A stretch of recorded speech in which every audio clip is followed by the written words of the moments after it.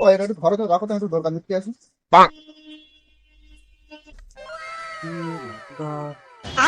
লাড্ডুটা বেশ দামি মনে হচ্ছে, খাবো নাকি?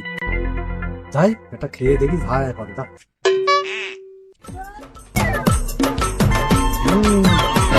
ভালো তো। লোকটা ব্লাড ডাক্তার দিকে তুই খাচ্ছিস, টাকা ডাক্তার দিকেছে। এবার বলিস নি ভাই, তোর একটা দিচ্ছি তুই খা।